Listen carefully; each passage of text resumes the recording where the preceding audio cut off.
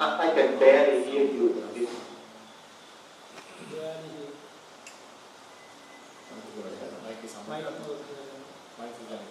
But they can hear me. Yeah, I can hear you very well, but yeah, but I can barely hear you.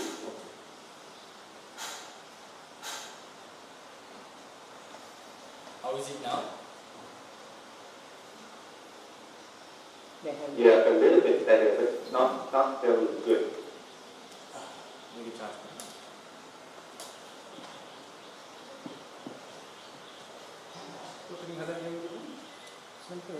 Pick up sound.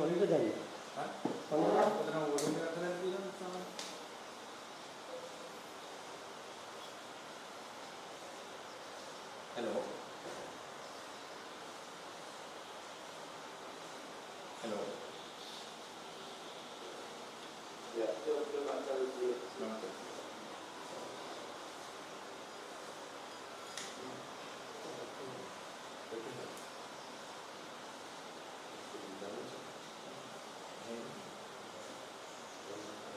Hello.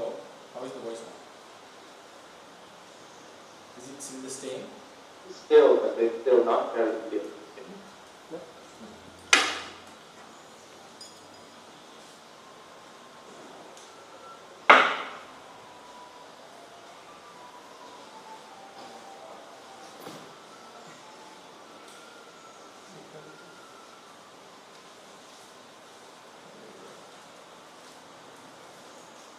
We'll use a different mic.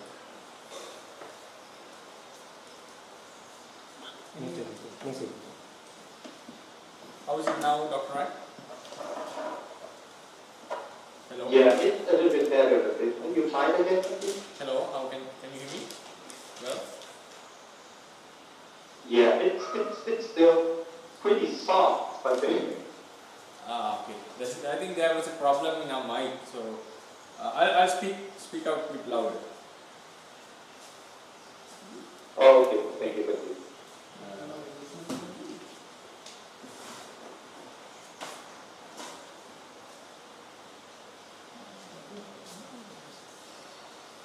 We'll start reciting Namo Tassa.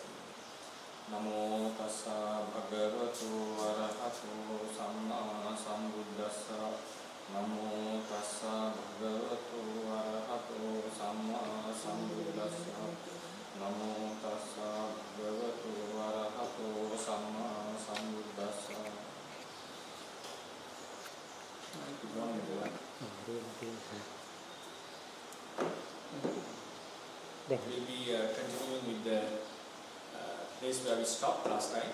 I think we discussed, we have already introduced what is Paramattha, and then some characteristics of Paramattha Dhammas. So far, we divided the idea of Paramattha into two categories. That is Sankhata and Asankhata. Sankhata means conditioned realities. Asankhata means unconditioned realities. So, and also under the conditioned realities, we discussed some few characteristics, like a Paramattha Dhamma is a nature or an entity that arises together with some other similar natures. It means natures, they have their intrinsic nature, that is the first quality, they have their intrinsic nature, and they arise with some other natures which have other intrinsic natures. So for instance, when hardness arises, it doesn't arise alone. It arises together with cohesion and heat, and also the pushing nature. So likewise, a reality, a conditioned reality is never alone in its existence. Same thing happens with the mentalities, materialities, all the conditioned realities. Then we also mentioned when a certain reality possesses, since two certain realities possess similar characteristics, like hardness in one material cluster and also hardness in another material cluster. Though they can be categorized under the same ultimate group, but they have their own arising, different arising, maybe in a different location or maybe in a different time. So when some reality can also be distinguished, mainly it is distinguished from others in terms of its intrinsic nature, and also it can be distinguished by its own arising. And also we briefly explained that of a mental or a physical cluster, we call Chittupada or Rupakalapa. The group of realities have the same arising. They have the same arising.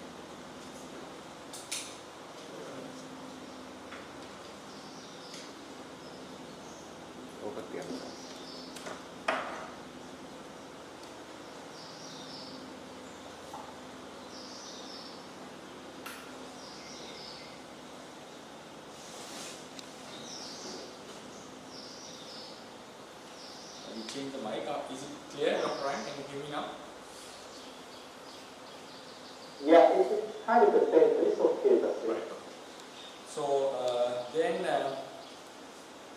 has its own intrinsic nature and also its own arising. Then we also said that Paramatta Dhammas are empirically observable in both in five sense doors and also in the mind door. And also finally we discussed that they are the realities in our intellectual analysis. They are irreducible. A concept can be reduced into its components, its parts, constitutions, not in the physical level, because physically in the reality concepts do not exist. Concepts are synthetic products of our mind, not in the outside world. They are synthetic products of our mind, looking into the way or the manner realities exist. So in the outside world or in the reality, factuality, actuality, there is only realities according to the Theravada Buddhism. But the mind takes them, when the mind becomes sensitive with these realities, it synthesizes a concept, something which is one. So in our intellectual quest of finding out what is the reality, what we have to do is we have to analyze the concept. So it is a mental process. So when the concept is being analyzed, what we end up is are the ultimate realities. We cannot go any further, reducing them into their components. Like hardness, it's just a nature, which is not a thing, which cannot be divided any further. The same thing happens with the consciousness, the act of knowing an object, it cannot be divided any further. Someone may think, like, if we also mention the conditioned realities depend upon other realities. For instance, if A arises because of B arises because of A is the cause, B is the effect. Here, cause and effect should not be mixed up with the physical causal effect, which is discussed in Western philosophy. For example, a billiard ball shot at another billiard ball.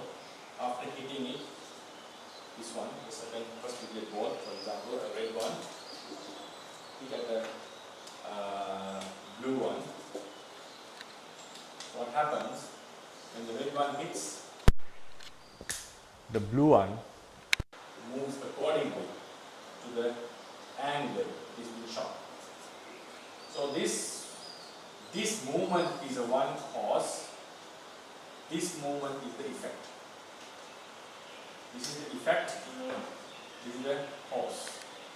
Causal movement effect. So this So in this kind of a scenario, we call this is the movement, the cause which is movement, the cause is the hitting of the clashing of the two balls. Then the result effect is this movement. So this is the normal causality, the very basic causality principle introduced in certain philosophies.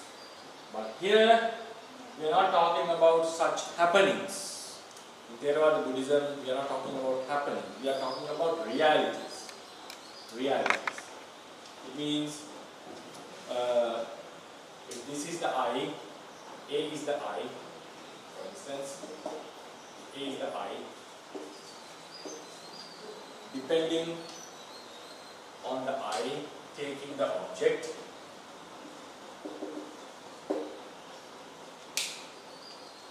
eye consciousness arises.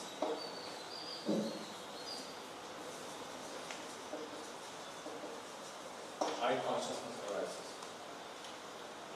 I'm sorry, but we cannot see us there. You can see. Oh, sorry. Later. How is it now? Yeah, okay, thank you. This is the eye, this is the object. Because of these two, eye consciousness arises. Eye consciousness is the act of seeing. The act of seeing. It is, according to the Theravada Buddhism, it is a reality. It is a reality. It's not just happening like a movement. So this reality, seeing itself is a reality. It's not a mere happening according to Theravada. So it happens, occurs in the eye. This reality arises in the eye. So this reality is the effect. For example, we take this as the effect.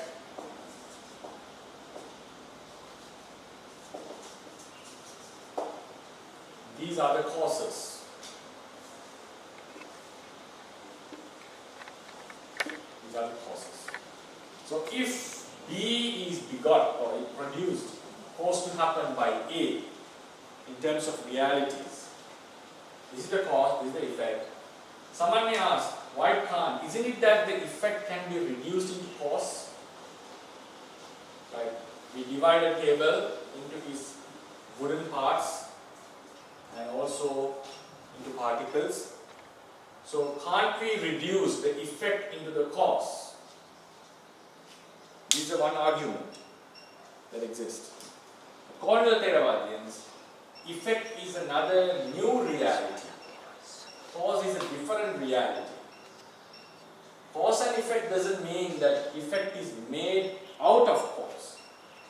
It's not that if the components of the effect are not the cause, the component or the constitutions of the effect are not the cause. Like a table is made out of wood, we would say.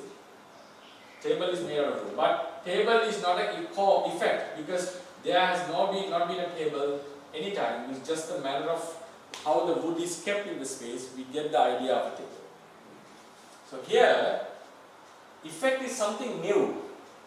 Cause is something different. So there are two realities.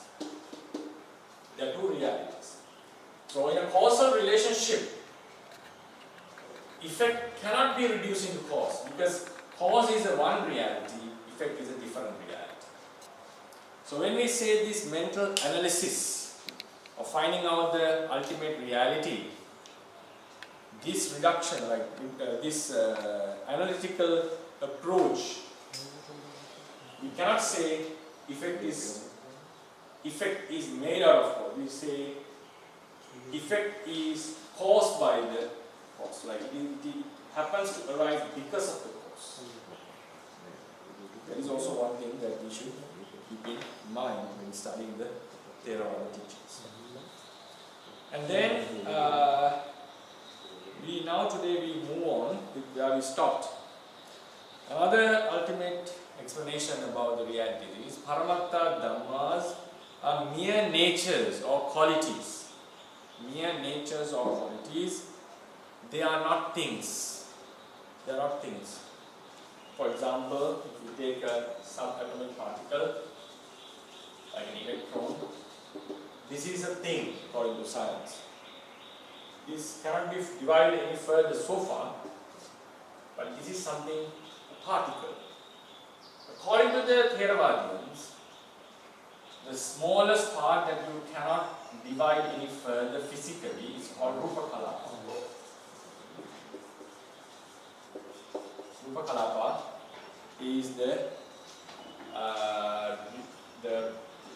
physical thing that cannot be divided physically, not intellectually. Physically, this cannot be divided further. Then, as this takes some space and it shows some physical attributes of a thing, according to Theravadian, this is made out of something. If it takes some space and if it acts like a thing, it is made out of something.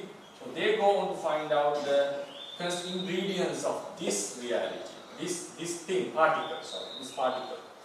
So they find out, they explain that this is made out of 4 natures, like hardness, cohesion, heat or cold, coldness, and pushing nature. It's like opposing, these are opposing forces. Only when they are balanced, they can exist. All the others are balanced. So it's a very delicate existence. Like for instance, even in science, they would say if the gravitational constant was changed in a very, like out of this degree, if there was a slight change in the gravitational constant, the entire world would collapse. There are certain constants which are very delicately balanced. So that's why some go in to explain that chance is not a way of explaining the existence, and they go into the design. Like the world has to be created by someone. So likewise, that there is one approach. There are 3 approaches about the existence of the world. One is by chance, one is by necessity, one is by design. So finally we'll find out where the Theravada Buddhism falls on. It's very close to the necessity in one sense. Later we'll discuss on this matter when we have studied the very basics of the Theravada doctrine. Unless it will be just some daunting task, because we have to find out what are the principles, what are the fundamentals, of the tradition, so then we can see where it falls. So it's a very delicate or very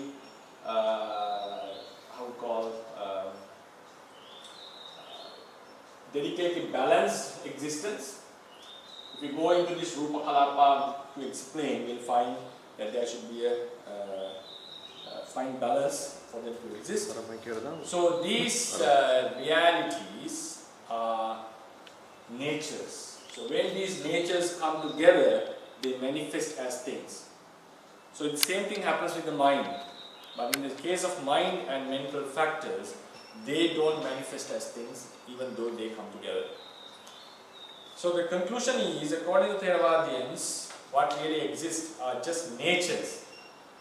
They are not things, they don't consume any space. Hardness doesn't have a shape, it doesn't consume any space. Cohesion either. Heat or coldness, or then the pushing nature. They do not consume any space, or they do not have any shape. But when they come together, they manifest as things. Manifestation is a different thing. Their nature is different. So the fundamentally is they are mere natures or qualities, and they do not have any shape. Then another very basic fundamental is all the Paramatta Dhammas that we will be discussing very soon, briefly. All the Paramatta Dhammas that exist have their intrinsic nature, very basic intrinsic nature, and also their unique function. They have a unique function and also intrinsic nature. That is a must for every Paramatta Dhamma. They have their intrinsic nature, the nature which enables us to distinguish it one from others. So Paramatta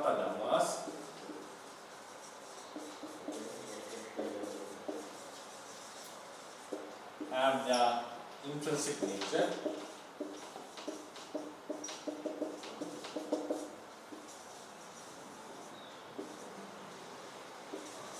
And unique function. So when we study the Theravada teachings about the realities, you have to be aware of what is an intrinsic nature and what is a function. Even in biology, when we study, we know what are the nature of a cell and the functioning of their function. So likewise, when we talk about the realities, we know about the nature and how they function. For example, if hardness, we talk about the hardness. Part of the doctrine, hardness is just the nature. Hardness, patavi, for the name given for that is patavi. Pali name. Patavi. Patavi has the nature of hardness.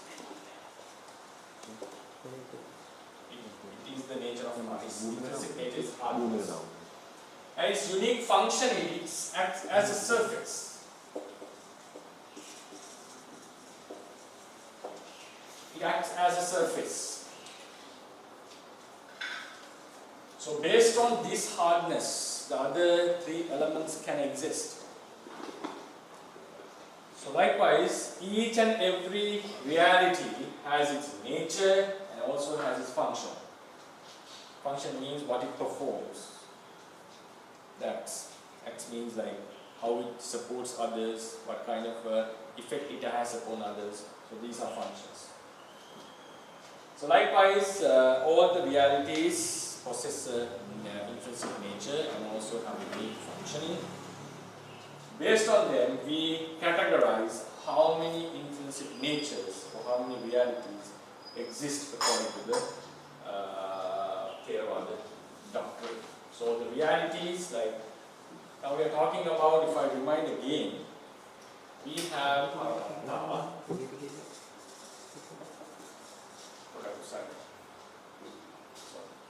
We have Paramatma,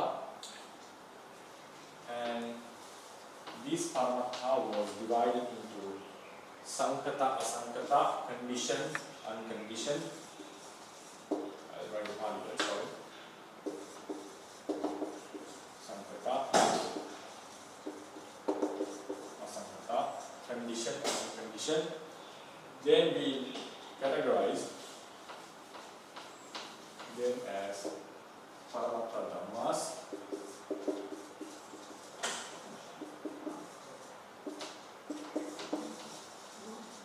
Then we name Upadino Dhamma.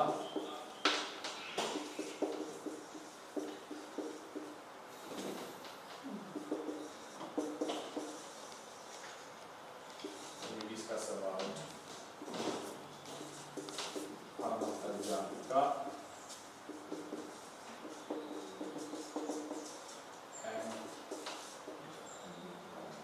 Anupanna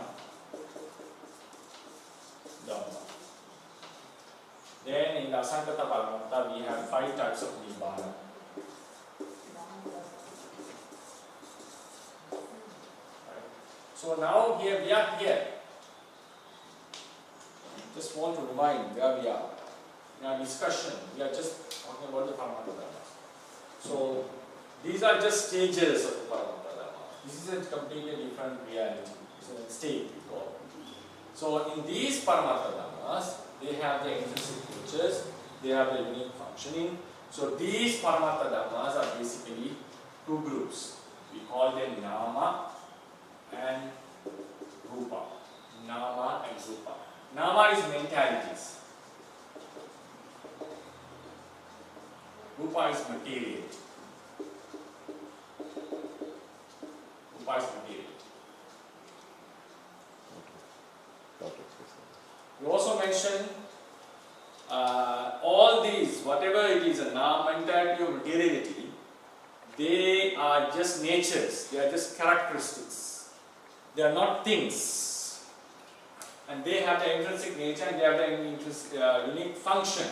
So how many of those types of namas and rupas exist? Nama is again twofold as chitta.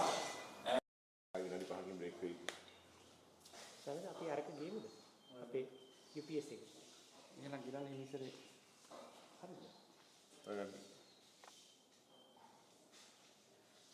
Hello Dr. Ryan, can you hear me? Then these realities, which are mentalities and materiality, they have their intrinsic natures, intrinsic like unique functions. Also, they have secondary characteristics and also secondary functions. Secondary characteristics and secondary functions. What does it mean? It's very common in Buddhist teachings, like some suttas also explain such secondary qualities of realities. For instance, if you take Paramattha, if you take the Chitta, the main function of Chitta is to cognize an object.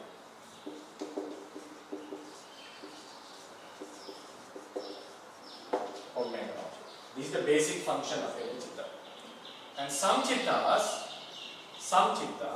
have a function, like this is the basic of all Chittas. Then some Chittas have the function of bringing good results in future. Like Chitta cognizes, every Chitta cognizes an object, and some have the function of bringing good results in future. So we call them Kusala Chittas. We call them Kusala. So the function of Chitta is to cognize an object. The nature of Kusala is to bring a good results in the future. The same Chitta gets certain such functions. Some Chittas have the, for example, we call it Akusala Chittas. They have the bringing bad results, ill results in future. So likewise, they possess certain secondary functions, secondary characteristics. And also they have secondary functions, the basic function and secondary function. So the commentaries have mentioned these are the basic functions of a reality.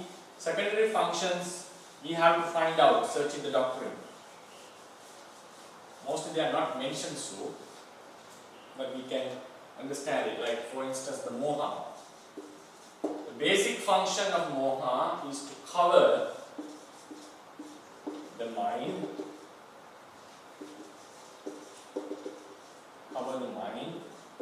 from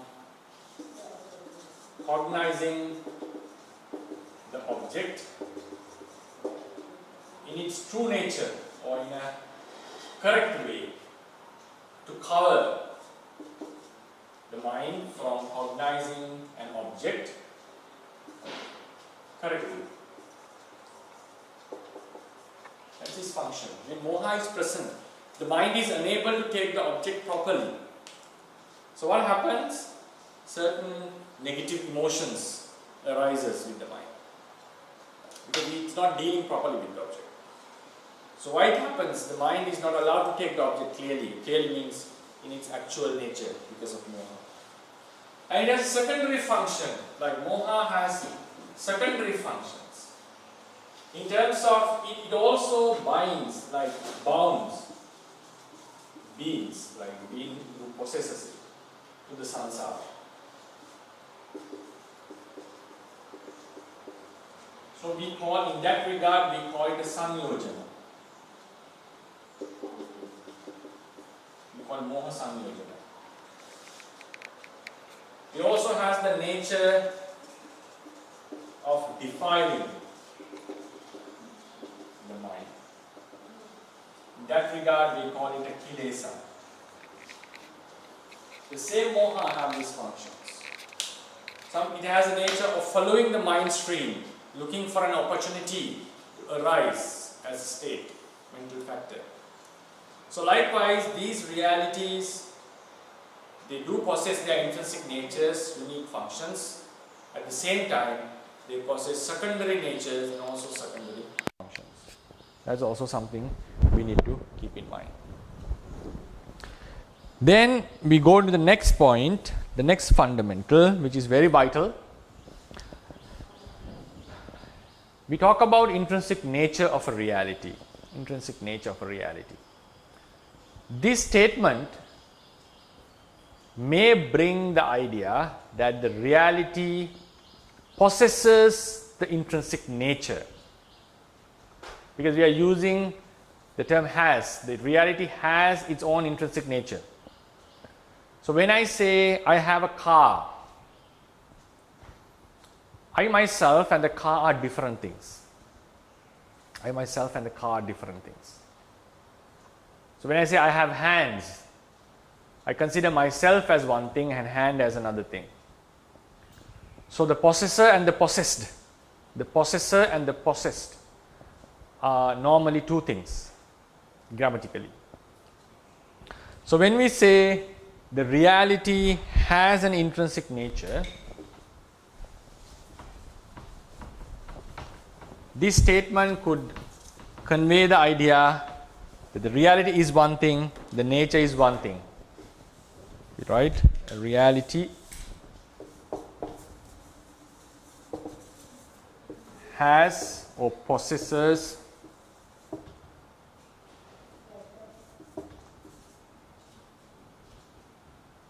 intrinsic characteristic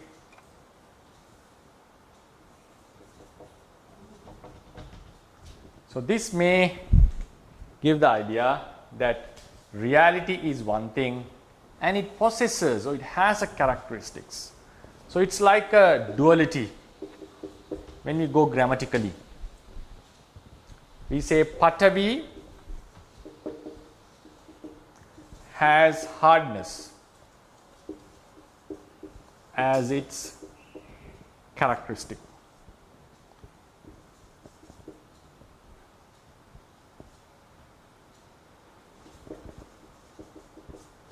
So it shows that Patavi is the reality, hardness is the characteristics. But according to the Theravadians, this statement is a way of conveying an idea. It's just for the convenience of expression. But in the reality, according to the Theravadians, in the actuality, reality and the intrinsic nature are same. Though it is said as the Patavi has hardness as its characteristic, in the actual sense, the meaning is Patavi. Okay. I think there is a microphone on, which disturbs.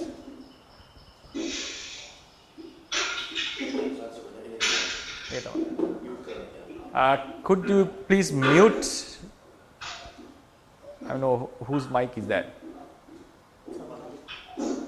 Can the host mute this mic?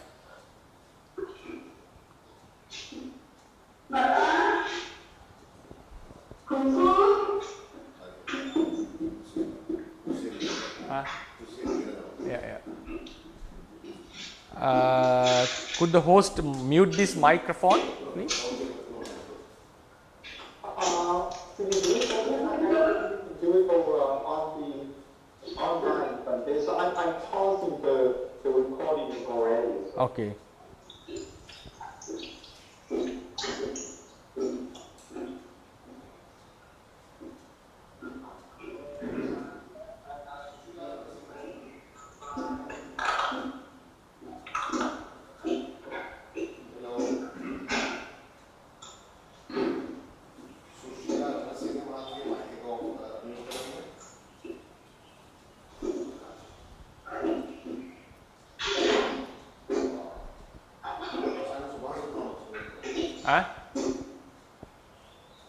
Okay, thank you.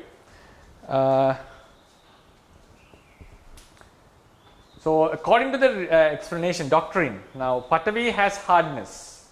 Patavi has hardness as its characteristic, just a saying. But according to the doctrine, what explains is Patavi itself is the hardness. Hardness itself is the Patavi. That's a very vital, fundamental. We also mentioned these are just natures. They don't have any shape, or they are not things. So likewise, the reality itself is the characteristic. Is the characteristic.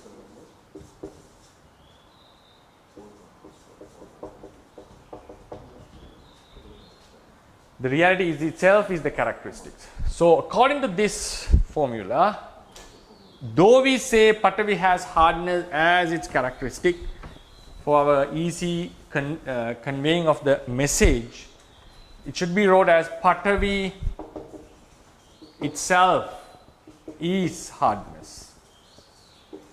This is the actual saying. The before it was the grammatical saying. Like grammatical means it's just a way of expression. Patavi itself is the hardness. Hardness itself is Patavi. There is no duality. There is no duality. So if this is one, this has to be one, not two. That's a very important fundamental that shows that in the end, consciousness is the act of knowing an object. Craving is the act of attaching or liking or getting attached to a certain object. It's not that a person is attaching to something. It's not that the person is cognizing an object. The vijnana chitta, consciousness itself is the cognition, is the act of cognition. So likewise, all the realities, when we explain a reality in terms of its intrinsic nature, please keep in mind that the nature, the intrinsic nature or the intrinsic characteristic itself is the reality. There is no duality in this Theravada doctrine according to the in terms of reality and its characteristic. There is a duality. Mind and matter is a duality. We say the person or the human or the being is a constitution of two parts, the mind and matter. Mind is not the matter, matter is not the mind. In that sense, there is a duality in the Theravada tradition. But when we come into the reality and its characteristic, reality and its characteristics, there is no duality. The reality itself is the characteristic. Yeah, these are the very basic fundamentals that I would like to discuss about the Sankhata Paramattas. So for the last fundamental, this is not a fundamental actually. So how do we know that, how do we verify the existence of these realities within the Theravada doctrine? So sometimes there is an idea that these explaining the realities in terms of ultimate natures or intrinsic characteristics is a later development during the evolvement of the Theravada tradition.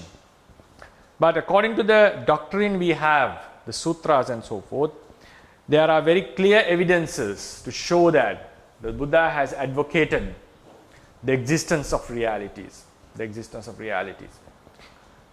is one sutta which Buddha says, there is a understanding among the wise that some things do exist and some things do not exist. Some things do exist and some things do not exist. So there is a understanding among the wise people, humans. So he mentions that as another wise person, I do not deny this idea. What does it mean? It means like he said, wise people consider that there is impermanent matter. There is an impermanent matter. So I also do advocate that there is an impermanent matter. The wise one would say that there is no such a permanent matter in the observable world. There is no such a permanent matter. So I also do say that there is no permanent matter. So what does this mean? Now he is talking about matter. In terms of matter, the two characteristics of the two types of matter is one is permanent and one is impermanent. So normally the wise would say there is no observable matter, there is no observable permanent matter. The Buddha would say observable or unobservable, wherever it is, there is no permanent matter. He denies the idea that there is a permanent matter. But he accepts the idea there is a permanent matter. So the statement he gives is it do exist. It do exist. So these kind of statements, he says like, I'm unable to, I was searching for the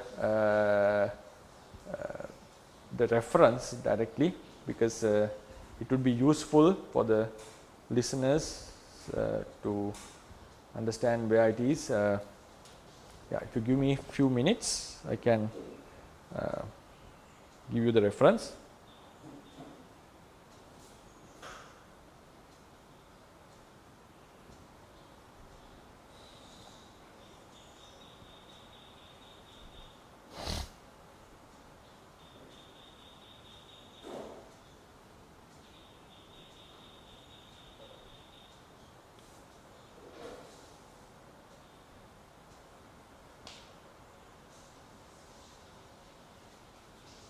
Yeah, the sutta is called Puppa Sutta.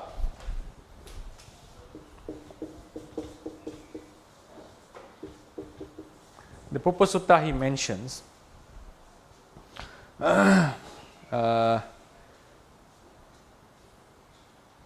he says yeah,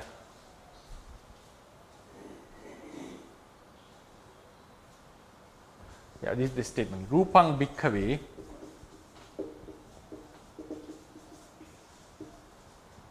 Rupang bhikkhave panditana. Rupang bhikkhave aniccang dukkhang viparinama dhammang atti sammatang loke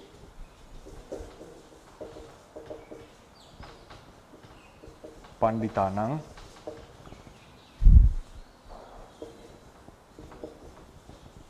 ahampi tang attihiti vadami. What does this Pali statement say? Rupam bhikkhave aniccang dukkhang viparinama dhammang atti sammatang. The matter, monks, the matter is impermanent and brings suffering. It is subject to change. It is subject to change and considered by the world as existing by the wise. It is considered by the wise as something exists in the world. Loke atti sammatang loke panditana. In the world, it is considered as something exists. Aham pitang, me or I also. Attiti vadami says that it exists. It does exist. So what these statements say? That Buddha advocated that the rupa exists. In the sutta it goes like Vedana and all the other aggregates do exist in the world. So existence has been clearly advocated. It's not something that is according to the teachings, it's not something that arises in the mind. It's not something synthesized in the mind. It's not a virtual reality which can only be seen in our experience. It's not a subjective reality. According to Buddhism, reality is objective. It exists despite of the observer. Despite of the observer. For example, if you take another simile, there was a sutta called Achela Kassapa Sutta. Achela Kassapa Sutta. In this sutta, the Buddha asked, one ascetic came and asked from the Buddha, is the suffering is made by someone else? Buddha said no. If the suffering, I don't say so. If the suffering is made by your own self, because he's asking the question based on self. Buddha said no, I don't say so. If the suffering is made by one's own self and also by others, Buddha said I don't say so. Then he asked the question, is the suffering is neither made by yourself nor made by someone else? Buddha said, I do not say so. It's like, it was like neither and no, like it's one kind of because it's still based on some self idea. That's why he rejected it. Then he asked from Buddha, don't you know about the suffering? And Buddha said, I do know about the suffering. And does it exist? He said, yes. Atti kassapa dukkha. There is a suffering. Atti, there is a suffering. And then in many other suttas he explained what is the suffering. What is the suffering? In the Dhammacakka, the very first sermon, he says Panchupadana. Panchupadana Khanda Dukkha. The 5 aggregates are the suffering. They are the suffering. Grammatically, if you go tell it this in Pali, this is called, this grammatically we call they are in the same apposition. That's a grammatical term, apposition. They represent the same thing. That's why their case endings are the same. Dukkha, Khandha. It was Rupang, Dukkhang. Be right. It's in the same apposition. Apposition means they represent the same thing. So what is suffering here? Suffering means realities that bring suffering. What are they? They are the 5 aggregates. So when the Buddha says in the Achelaka Kassapa Sutta, Buddha mentions dukkha, atti dukkha, atti kassapa dukkhang. Dukkha means dukkha atti means suffering exists. Then he says the 5 aggregates are the suffering. So it's very simple logic then. The suffering exists and the 5 aggregates are the suffering. So what is the conclusion that we can come? We can conclude that the 5 aggregates, these are the 5 aggregates. So the 5, if the suffering exists and the 5 aggregates are the suffering, the final conclusion is the 5 aggregates do exist.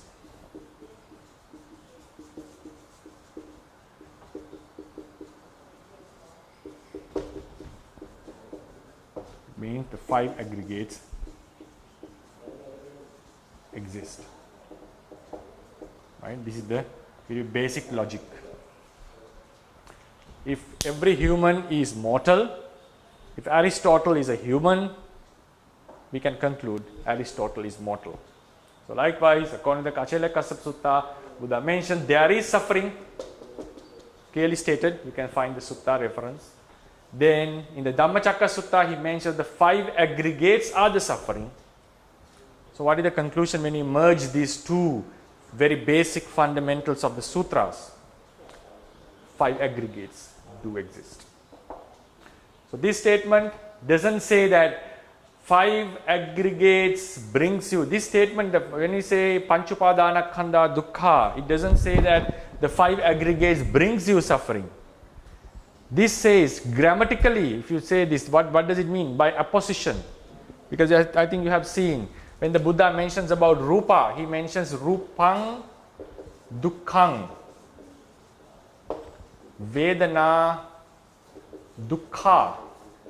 Not Dukkhang, not Vedana Dukkhang. Why this change?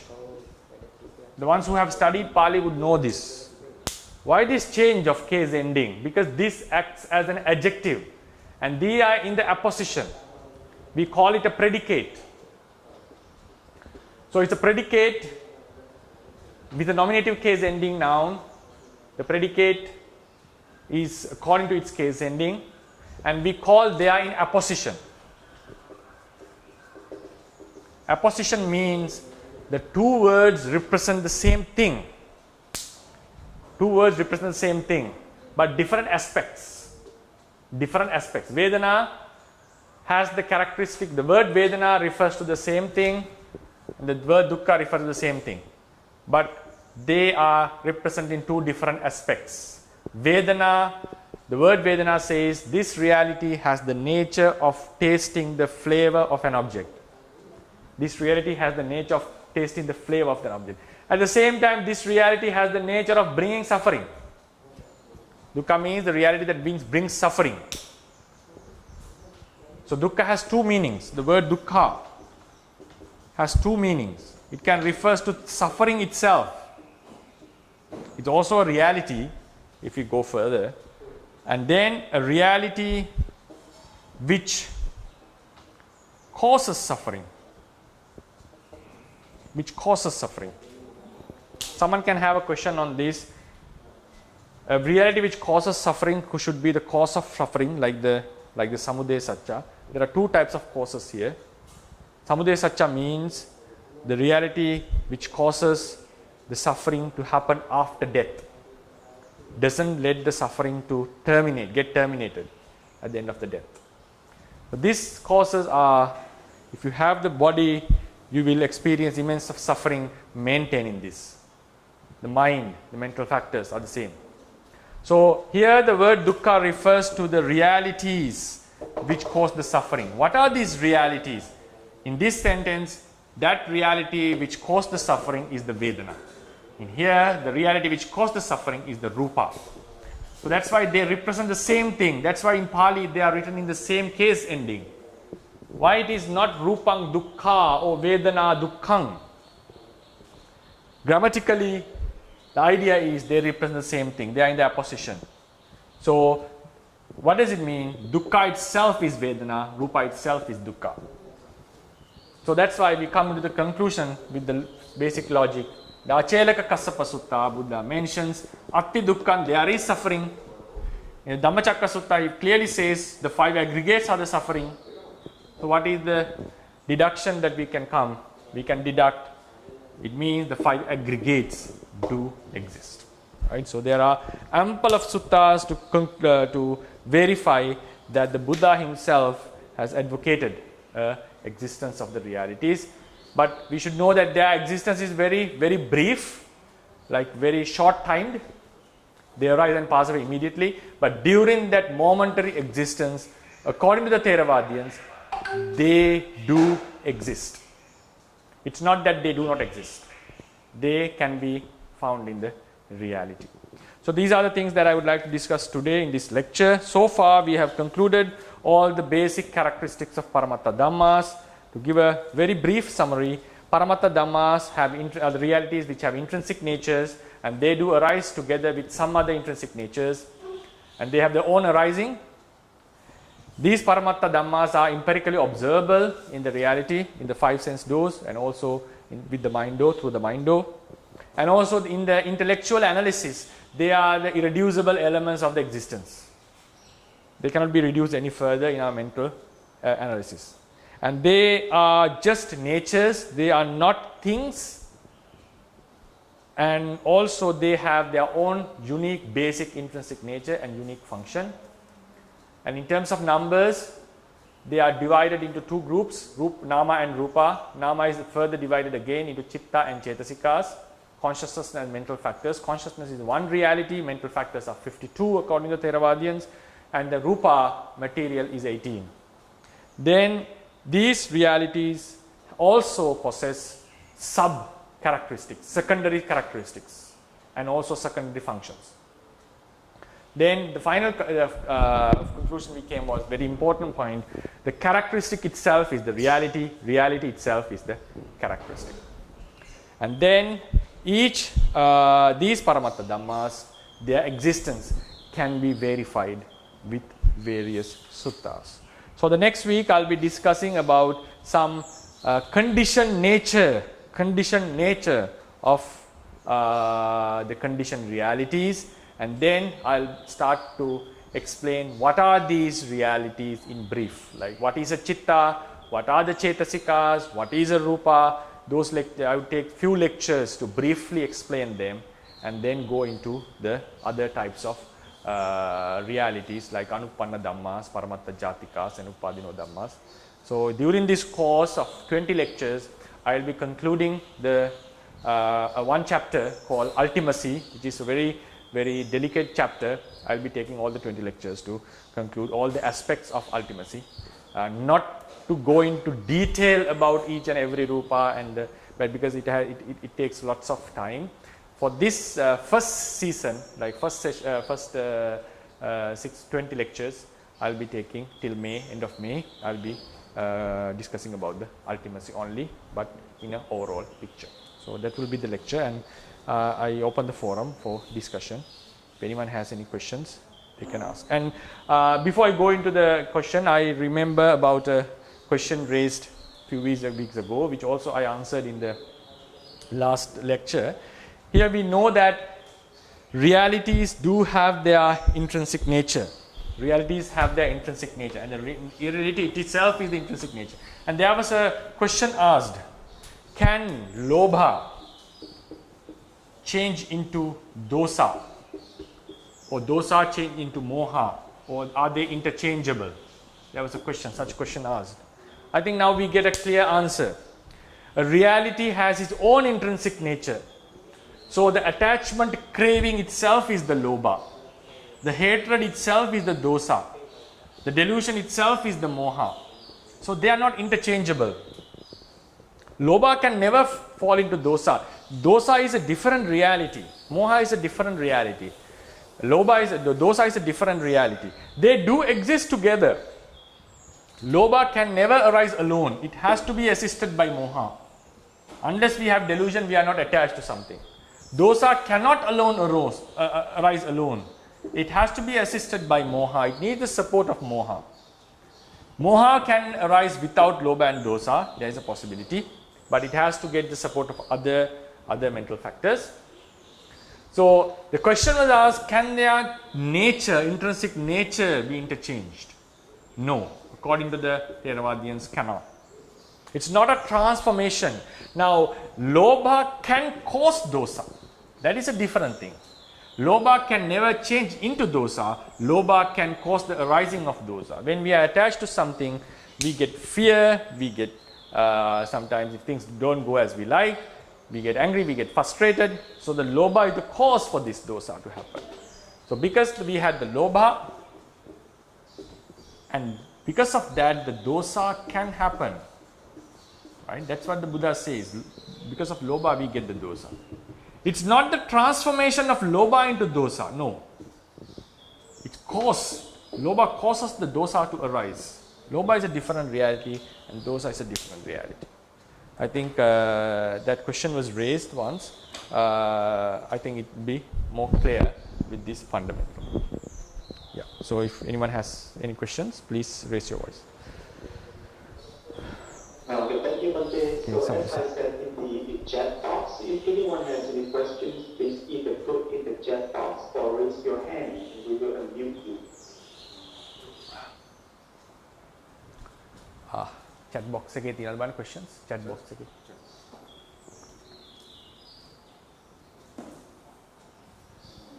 So in the meantime, for this, I have a question for this. Yes, Dr. Ryan. I don't see any question here. So I have a question. This is like a question from the previous lecture. Okay. So in the previous lecture, you gave us the four categories of the Paramatta, Sankata, Dhamma. So we talked about the Paramatta Jatika. So another question I have for the Paramatta Jatika is that so we know that it is Anusaya, it's kind of Anusaya, so it's a different, it's a stage of the Paramatta Dhamma. So the question is, can a Jika take the Paramatta Jatika as an object? Yeah. So it's also a very important question. Now, Paramatta Jatikas are the latent tendencies or the latent forces that we talk. Can the Chitta take them as an object? So there are, according to the Theravadians, the Buddha possesses certain unique attributes, knowledges. We call them asadharana jnana. We name them as asadharana jnana. Asadharana means unique, not common to the Savakas. Not common to the Savakas. So in these asadharana jnanas, there are two specific wisdoms by which he can understand. Indriya paro pariyapte jnana means by which he can judge the sharpness of the faculties of others, how they are supported by their previous existence and also how much they have developed. And the asaya anusaya, the latent forces. According to the Theravadians, it is not possible that the Savaka could cognize these latent forces directly. That is the basic fundamental. But about the Buddha, there is nothing mentioned. It says he can understand. I am unable to say how is it possible, what is that, why it is only unique to him. Maybe it's because of his very vast, broad wisdom. So then a question may arise, like we know there are reflective knowledges. When we attain the Magga and Phala, a yogi would reflect about 5 things.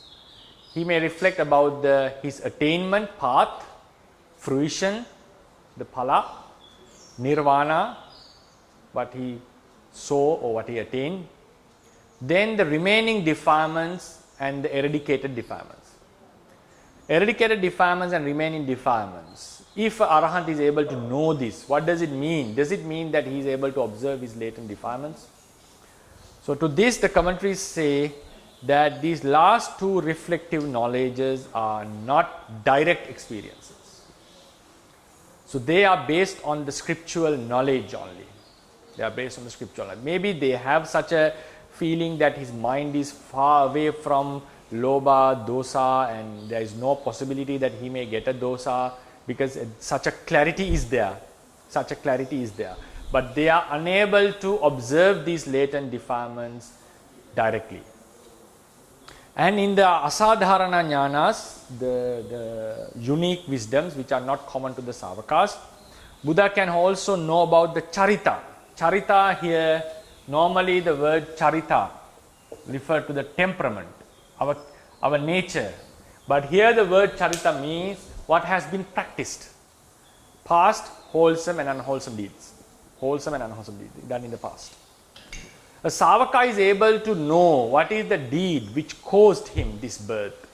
What are the akusalas that he has done in the past. So likewise they are able to see that looking into the past. But it seems, this is my personal idea, it seems that what the Buddha's unique wisdom is, he is able to observe the Kamma Samangita or the Kamma force and to know what sort of possibilities are there. Like when we come into a certain life, there are possibilities, possible big Kammas forces that can give results. Not all the Kamma can give results in the same life. It seems like when we study the doctrine, it seems there is a certain range which is possible to be give results in a certain existence. So Buddha is able to know such forces like the latent Kamma force and so forth.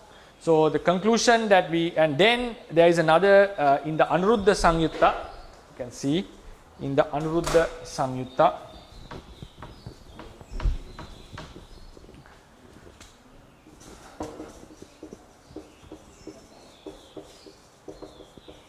Anuruddha Samyutta, Venerable Anuruddha, a very special Arahant in our Sasana, says that he possesses all the 10 powers, that the Buddha possessed. He claims that. Why does he possess them? Because he has practiced the 4 Satipatthana. So according to that, one of the asadharana jnanas, one of the unique wisdoms are mentioned in the Indriya Paro Pariyatte Jnana. According to that wisdom, he is able to see the faculties and the support given to the faculties from the past, like the Upanishya force, and also the latent defilements. So the commentary states, then this was asked as a question. This became a debate in the 3rd council. You can see this in the Kathavattu of Balakatha.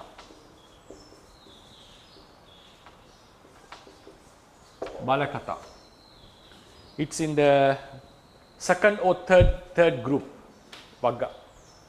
In this Balakatha, one tradition suggested that even Venerable Anuruddha has those asadharana jnanas because of his claim. So it means he is able to observe the anusaya, he is able to observe the Upanishad support to the faculties and so forth. There was an argument on this. Then the Kathavattu rejects this idea with counter arguments, not with direct explanation.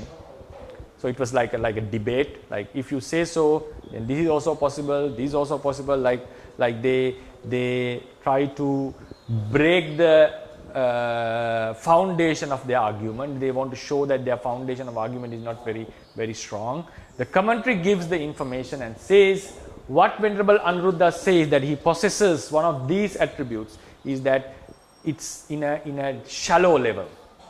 He's not able to see the Upanishad support given to the faculties. He's able to see how someone's faculties are, whether they are developed, how much they are developed and so forth, by observing them. It's like a casually we can guess by associating someone. So because of his concentration is very sharp, very focused, he's able to judge others' faculties, not like direct observation like the Buddha does. And also regarding the Anusaya, he is able to see the defiled natures of a certain person. This person is prone to lobha, prone to dosa and so forth, but not to observe the latent forces. So according to so it's very solidly mentioned in the Theravada tradition that the Savakas are unable to see these latent forces, but the Buddha can. But there was a tradition which believed that even the Savakas could do that based on the explanation given in the Anuruddha Samyutta. We interpret it in a different way and they interpreted it in a different way. That's what answer that I need to give for this question. Okay, thank you for the. I had that question because so someone may reason this way. So we know that according to Abhidhamma, a citta can take only one object. Right. And we know that at the Magga moment, the Magga citta takes Nibbana as the object. But according to the Supanta method, it says that at the Magga moment, the Magga citta does actually 4 functions. And one of which is to eradicate Tanha. And Tanha is basically Anusaya. So how are we going to explain that? Does that mean that it takes Tanha as an object as well? Yeah, it's another very important question. So we need to clarify this point. So Magga Citta, as you said, does 4 functions. Like it understands the suffering, it eradicates the cause of suffering, it attains the nirvana and also observes the nirvana, and it develops the path. The 4 functions of Magga: knowing the suffering, eradicating cause like tanha, then attaining nirvana, or observing. Also there are 2 functions: observing nirvana, then developing Magga, path. There are 4 wisdoms mentioned in the Buddhist teaching, in the Magga, like wisdom in suffering, wisdom in tanha, cause of suffering, wisdom in nibbana, and wisdom in path.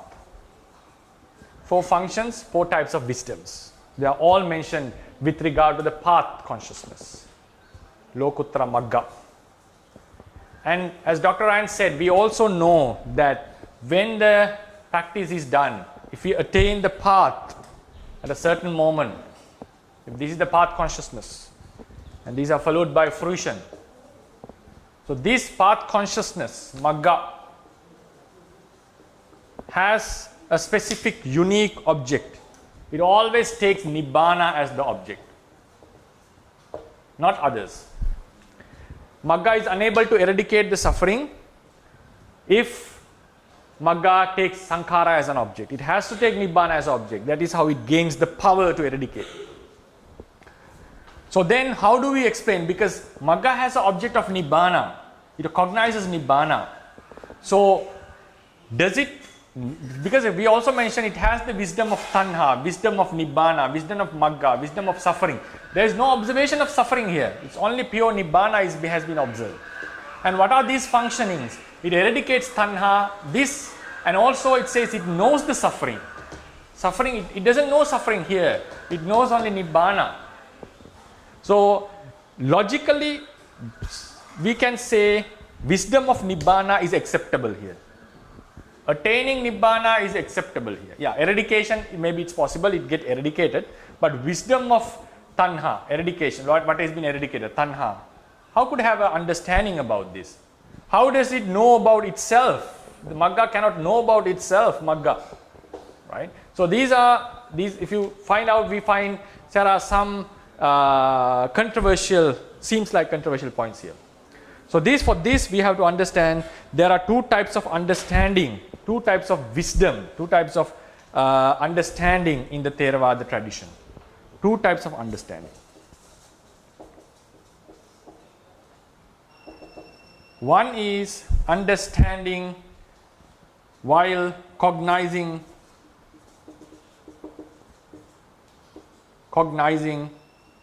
what is understood. Cognizing what is understood. Like we want to know about a computer, we know it, we think about it, we observe it, and we get the knowledge about it. We want to study something, we have to send our focus towards that. When you observe sankharas, we get the wisdom of impermanence while we observe a sankhara, see it rising and falling. So it is also a wisdom. Wisdom gained by cognizing what is understood. So mind has to cognize it. So this is one type of wisdom. The second type of understanding according to the Theravadians is by removing the obstacles for the wisdom. Removing the obstacles for the wisdom is also understanding, and this is the most important, most very highest understanding according to the tradition. So now we can see when the path consciousness arises, the ignorant moha, the latent moha is eradicated. So when the moha is eradicated, the obstacle to know the suffering clearly, obstacle to understand the nature of tanha, obstacle to understand the nature of nibbana, magga is removed. Why we don't attain the Four Noble Truths? Why we don't understand the Four Noble Truths? Because our mind stream is obstructed by this latent moha. So when the moha is removed, even though the magga takes nibbana as the object, in this sense, if we talk about magga takes nibbana as the object, it is in the first aspect of wisdom, cognizing what is understood. Magga cognizes nibbana at that time. In terms of the first aspect, magga has understanding about nibbana only. But with regard to the second aspect, when the moha is removed, obstacles to know suffering, even though it doesn't observe suffering here, because of he has developed the wisdom up to here with the practice, surely the previous practice does help these functionings. Without that practice, these functions can never happen. So as a result, when the moha is removed, we say his understanding of suffering is completed. Here we may know about the rupa at one time, vedana at one time, sanya at one time, but we cannot understand the entire suffering with one cognition. But with the magga, we say the understanding of suffering is completed at a one mind moment. That is by removing the obstacles to the wisdom. So in Buddhism, Theravada Buddhism, we have two types of wisdoms. That is wisdom gained while cognizing an object which is understood, and by removing the obstacles to the wisdom.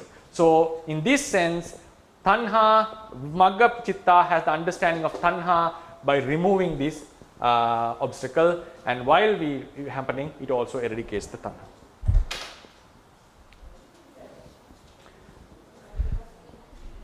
Okay, thank you, Bhakti. Thank you very much. Okay, sadhu. Is there anyone have any questions? Anyone have any questions? So I still don't see any questions. So I have another question. Okay, Doctor. Also from last lecture. Yeah. So last lecture also we talked about Sankata Dhamma. So you gave the 5 kinds of Sankata Dhamma. And the first 2 kinds are Samukti Nibbana and Tadanga Nibbana. So those are we can call it the daily life Nibbana. So, but then in the Brahmajala Sutta, we know that there is one kind of wrong view which is called the Ditta Dhamma, which means the wrong view that considers Nibbana in the present. So could you please elaborate on the difference between these 2 concepts? Right, thank you for it. It's another very important thing to understand. We will discuss this in detail when we come to the, in this ultimacy lecture, I will be briefly explaining about the nirvanas. There we will discuss on this matter with much detail. Now as a question, as a short answer, we have 5 types of Ditta Dhamma Nibbana.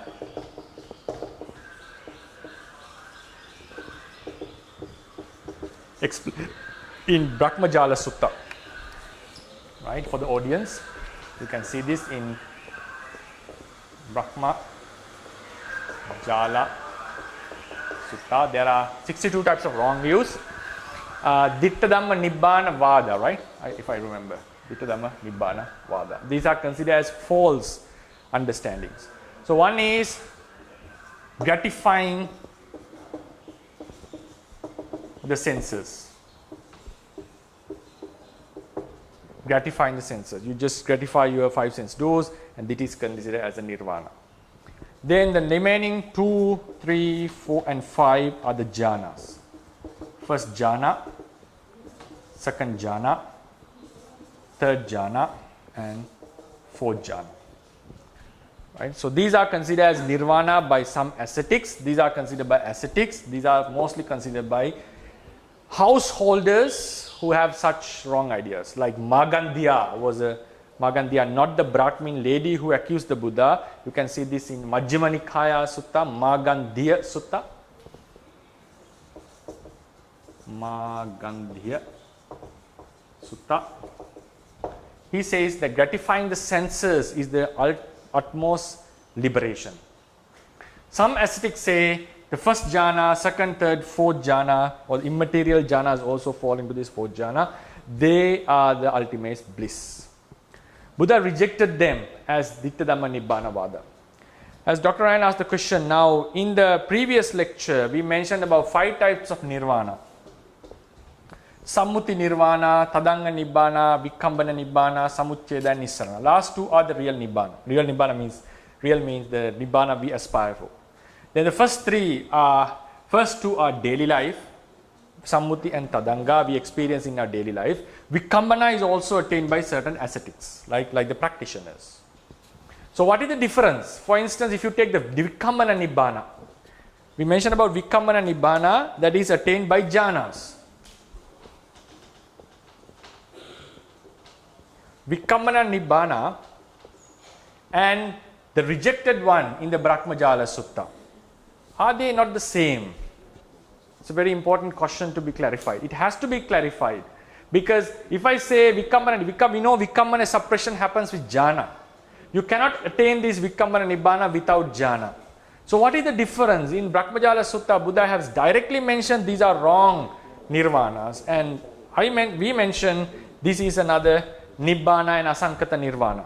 And if we don't say it's not a Nirvana, it's a Nirvana, only thing is you come into it and come out of it. The difference is, this says about the consciousness, Chitta and Chetasikas, which arise as jhanas.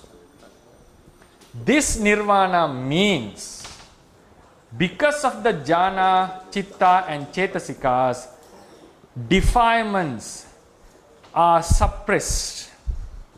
So when the defilements are suppressed, the mind process comes into a very calm, peaceful state. We are not talking about the jhana chitta. After the suppression is done, as long as one doesn't lose this jhana, for your further reference, please refer to Patilabha Katha in Kathavattu. Patilabha Kata means what does it mean to have a jhana? What does it mean to possess a jhana? Possessing jhana doesn't mean that while you don't possess a jhana only while you are in the jhana. You possess the jhana as long as you don't drop down from it. Drop down means as long as the defilements doesn't come into the surface. We suppress the kilesas with a jhana while we are in other activities also. Those kilesas are not obstructing us. So that is called the suppression. So as long as the kilesas don't come up, we possess the jhana even while we are doing something else. Because we have the ability to go back to the jhana without starting from the beginning. If it was a kasina jhana, you can enter into the kasina jhana directly with a little bit of effort. It has to have an effort, but you don't need to go in to see the kasina disc from the beginning. That's the difference. One who doesn't possess the jhana has to go. A person who possesses the jhana doesn't need to go into the observe the disc. He can do it very easily. But if you lose the jhana, you have to start from the beginning. But it will be easier than a newcomer, new practitioner, because you have the experience. One has the experience. So therefore, possessing jhana means till the defilements come up. If this was the mind process and this was the jhana chitta by which the defilements were suppressed, then even after he's out of jhana, as long as the defilements come up, for example, if defilements came out, then what happens? From here, he loses the jhana. From here, he possesses the jhana. Till here, he possesses the jhana. So what happens? Because of this suppression, his mind comes into a very calm state. Calm state means his mind is far away from defilements. These defilements are not occupying the mind. Before these defilements, even while they arise, and even before they were not arising, the mind was affected by these defilements. So that's why we see when we meditate, our mind gets, even after meditation, our mind is still in a very calm state. That is because the effect of defilement is very low, very, very far away. So likewise, if you attain a jhana, this becomes a very fixed suppression. So there can be some differences while you are in the jhana and out of the jhana, but it's not like a person who has not possessed the jhana. So this state